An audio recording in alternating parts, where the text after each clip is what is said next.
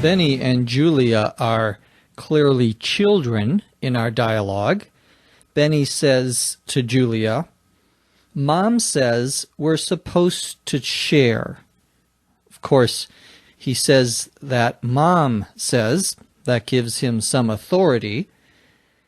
To share means to let someone else have or use something that belongs to you, or part of something that belongs to you. Julia says, "I know. I'm divvying up the candy right now. Just hold your horses." To divvy, D-I-V-V-Y,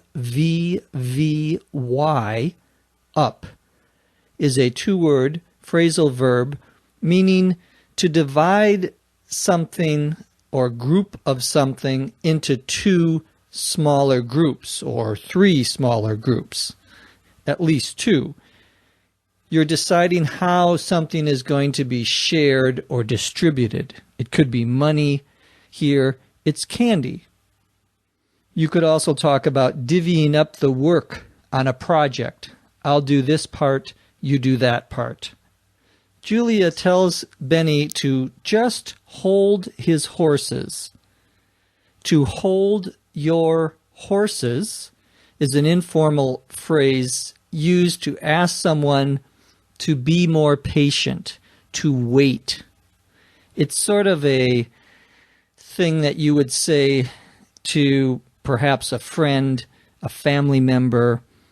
It's also implying that you are being impatient.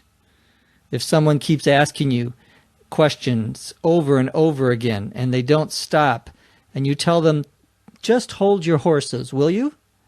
You're saying, in a way, "Stop bothering me so much. Wait. I'll tell you when I'm ready." That's the idea here. Benny says, "I want to do it," meaning I want to divvy up the candy. I want to make sure I get my fair share. To get your fair, F-A-I-R, share, means to get everything that you should receive, that you're supposed to receive. To get what is, we would say, coming to you, that is, what belongs to you or should belong to you. Julia says, "I called dibs on dividing up the candy. Remember? You snooze, you lose." To call dibs, D-I-B-S, is a very common phrase used especially by children. It means I get to use this thing, or I get to have this thing, and you cannot have it. For example, you are renting a hotel room with a friend, and there are two beds. You walk into the hotel room and you say, "I call dibs on the bed near the window." Notice the preposition on, which usually appears after this phrase. Julia says, "I called dibs on dividing up the candy." Dividing here is the same as divvying up. To call dibs is something children do a lot. For example, if you are driving in a car and there are several children, as was the case when I was a child, if there were 5 or 6, even 7 of us going in the car, someone would call dibs on the front seat. They would say, "I get to go to the front seat." This is typically done before the action is going to take place, that is, before the event. Although mostly popular among children, this expression is still heard among adults today. I've heard it, probably used it. Julia says to Benny, "You snooze, you lose." You can also say, "If you snooze, you lose." To snooze, S-N-O-O-Z-E, means to fall asleep. The idea of you snooze, you lose means that if you are late or if you wait too long, you may miss the opportunity to do something or to get something. So if the children come home and there's a cake or a pie sitting on the table, and the children immediately go and cut themselves a piece, then another child comes 5 minutes later, and there's no more cake or pie left. One of the children may say to the kid who arrived late, "You snooze, you lose. You were late, therefore you missed the opportunity to do something," or in this case, to eat something. Julia was the first to call dibs on divvying up the candy, and now it's too late for Benny to say that he wants to do it. Benny says, "That's not fair. That's not right. That's not reasonable." Fair, F-A-I-R, has a lot of different meanings. Some of those can be found in our learning guide. Benny says, "I wasn't here when Mom came home." In other words, when the candy arrived, he wasn't there to call dibs. Julia says, basically, "That's too bad." She says, "Bummer for you." A bummer, B-U-M-M-E-R, is a popular informal word used to show disappointment. It's the same as too bad, but it's a little more informal. You still hear this expression or this word quite a bit. I don't think it is as popular as it was maybe 20, 25 years ago, but you will still hear it quite a bit. That's a bummer, you could say, or simply bummer. In this case, Julia says, "Bummer for you." "Okay, I'm done. Here's your share, and here's mine." Benny says, "Hey, the two piles aren't equal." A pile, P-I-L-E, is a group of things, one on top of the other. You could have a pile of clothing. You put a shirt, and then on top of that you put some pants, and then socks, and then underwear, and so forth. That would be a pile of clothing. You could have a pile of newspapers or a pile of papers on your desk. This is a pile of candy, but the piles are not equal. Pile has a couple of other meanings as well. Once again, the learning guide will help you with those. To be equal means to be the same, and what Benny is saying is that his pile of candy is obviously not as big as Julia's pile.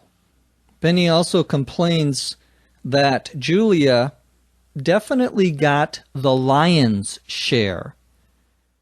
A lion is an animal. You've probably seen them on television or in a zoo. The lion's share, however, means the larger part of something, the majority, more than 50%. Julia and Benny, in other words, did not split the candy equally. I should say Julia did not split it equally. She gave herself the lion's share, the biggest part. Benny says, "You do that to me every time. That's not fair." Julia says, "What are you going to do about it? How are you going to change the situation?" Benny says, "I'm going to tell."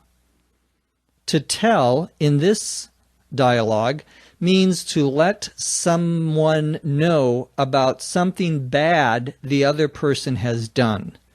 This meaning is typically one you would find among children. If a little child says, "I'm going to tell," he means, "I'm going to tell on you. I'm going to tell Mom or Dad that you did something wrong." Julia says, "You're such a baby." Okay, if you don't run to mom, if you don't go tell mom what I did, I'll let you call shotgun the next time we go anywhere in the car. To call shotgun, SHOTGUN, one word, means to say that you are going to ride in the front seat of the car, not the driver's seat, but the other seat, which we sometimes call the shotgun seat. I'm not sure exactly why. I guess if you were going hunting or going to kill someone, the person who wasn't driving would be holding the gun. That's all I can think of. In any case, to call is the same here as to call dibs on. To call shotgun means I get to sit in the front of the car. Again, it's something that you would find especially among children, but adults could use this expression as well. To call means I get to do that. And the first person who calls shotgun is the person who gets to ride in the front seat. Julia says that she will let Benny sit in the front seat next time. Benny says, "You will? You promise?" Julia responds, "I cross my heart and hope to die." To cross your heart and hope to die is a promise. It's an informal phrase, again, often used by children to show that they are being honest, that they really mean what they are saying. I cross my heart and hope to die. You're saying, you must believe me. I am telling you the truth. Benny says, "All right, but I still want my fair share of the candy." Julia says, "Okay, I've evened out the piles." To even out is a phrasal verb meaning to make two things equal in size. In this case, the two piles of candy. Then Julia says, "Satisfied?" Meaning, are you happy now? Are you satisfied, Benny? Benny says, "Yeah." "And can I do the divvying up next time?" So now he's asking for something else. He wants to be the one to divide the candy the next time there is candy. Julia says, "Don't push your luck." To push your luck is a phrase meaning to ask for too much, to ask for too many things, especially after you have already asked for something. So you go to your boss and you say, "Boss, I want a raise, $1 an hour." The boss says, "Okay." And then you say, "And I also want 2 more weeks of vacation." Your boss may say, "Don't push your luck," meaning you've already asked for something, don't keep asking for something else. Now let's listen to the dialogue, this time at a normal speed.